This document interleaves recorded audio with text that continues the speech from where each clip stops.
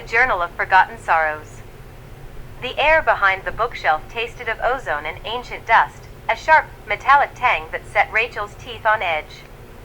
She shoved the last of the rotted oak shelving aside, the wood groaning like a dying animal before collapsing into a pile of splinters. "Look," she whispered, her voice tight. Sarah stepped up, the beam of her flashlight cutting through the gloom of the hidden alcove. It wasn't empty. Centered on a stone pedestal was a volume bound in leather that looked uncomfortably like cured skin. It didn't just sit there, it pulsed. A soft, rhythmic thrum emanated from the spine, syncopating perfectly with the faint, persistent hum of the manor's unseen electrical grid. Sarah reached out, but Rachel caught her wrist. "Wait. Look at the binding." Sarah leaned in, her pragmatic, analytical mind struggling to reconcile the impossible geometry of the room with the object before them. "It's warm," she murmured, her skepticism finally cracking under the weight of the sensory input. "Rachel, this isn't paper. It feels biological." "It's a heartbeat," Rachel said, her voice trembling. She pulled her hand back, but her fingers lingered near the cover. She felt a magnetic tug, a siren call pulling at the marrow of her bones. She touched the leather. It yielded, soft and damp, and a shockwave of cold static raced up her arm, snapping her head back. She didn't pull away. She couldn't. "It's not a journal," Rachel breathed, her eyes glazing over. "It's a record. A ledger." Sarah pushed past her hesitation, flipping the cover open. The pages weren't parchment. They were thin, translucent sheets of something that resembled stretched veinwork, covered in cramped, shifting script. The ink, if it was ink, was a deep, oxidation brown crimson. As Sarah scanned the first entry, her face went deathly pale. "It's not just a history," Sarah whispered, her voice failing her. "It's a script. Look at the dates." Rachel leaned over her shoulder. The entries didn't recount events, they dictated them. November 14th, the prey arrives at the threshold. The catalyst is introduced via the cellar drainage. Fear response metrics remain within acceptable margins. "They're talking about us," Rachel said, the words tasting like copper in her mouth. "That's us, Sarah. That's the night we pulled up to the gate." Sarah flipped ahead, her hands shaking violently.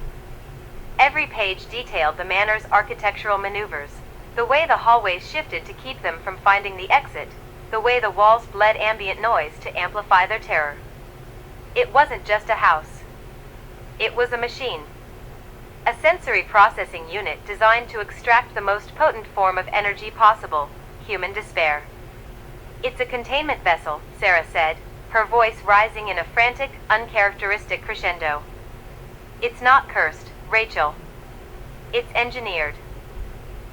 The whole island, the mists, the layout, the structural instability, it's all optimized to sustain the harvest."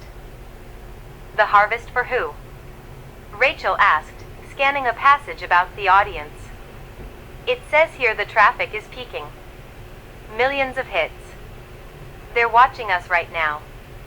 Rachel spun around, scanning the dark corners of the alcove. Her eyes darted to the ornate molding near the ceiling. It looked decorative, but in the strobe light flicker of their dying flashlights, she saw the glint of a tiny, high-definition lens embedded in the plaster. Then another, tucked behind a portrait of a long-dead Blackwood patriarch. "They're everywhere," Rachel hissed, pointing. "The house isn't just watching us. It's broadcasting us. We're not explorers. We're content." Sarah slammed the book shut, but the thrumming didn't stop. It intensified, becoming a dull roar that vibrated in their rib cages. The realization hit them with the force of a physical blow, the legends they had chased, the curiosity that had brought them to this wretched island. It hadn't been their own desire. It was a breadcrumb trail. A digital hook, baited and cast by something that wasn't human. "We need to leave," Sarah said, moving toward the exit, her pragmatic mind desperately clawing for a tactical advantage. "If this thing is a machine, it has a power source. If we cut the power, we cut the feed." Sarah, look, Rachel pointed to the pedestal. The journal had fallen open again, but the text was changing. The crimson ink was swirling, reforming. New words appeared on the page, blooming like blood and water. The performers have discovered the architecture. Commence stage 2, internalization. The floor beneath them buckled. A high-pitched whine, a sound like 1,000 modems connecting at once, screeched through the library. The bookshelf they had shoved aside slammed back into place with the force of a closing vault door, sealing them in the alcove. No, no, no, Sarah shoved against the wood, but it was immobile, as if fused to the foundation of the house itself. She pulled a pry bar from her pack, wedging it into the seam, but the metal snapped like a dry twig. It's not just a house, Rachel said, her voice dropping into a hollow, rhythmic trance. She felt the journal's pulse slowing, syncing with her own heart. She looked down at her hands. The veins were tracing the same patterns as the ink on the pages. It's a digital ecosystem. And it's hungry. The lights in the library died, replaced by a cold, bioluminescent blue that bled from the walls themselves, illuminating the room in the harsh, oversaturated colors of a digital broadcast. The pulse from the journal reached a crescendo, a thumping beat that rattled the teeth in their heads. Rachel felt a strange, cold presence slither into the back of her mind, a psychic weight, heavy and oily. It was the presence of David, the trickster behind the glass. She could feel him watching, not just with eyes, but with 1,000 analytical subroutines, measuring her heart rate, her sweat production, the dilation of her pupils. He's here, Rachel whispered. Who? Sarah demanded, backing away from the wall.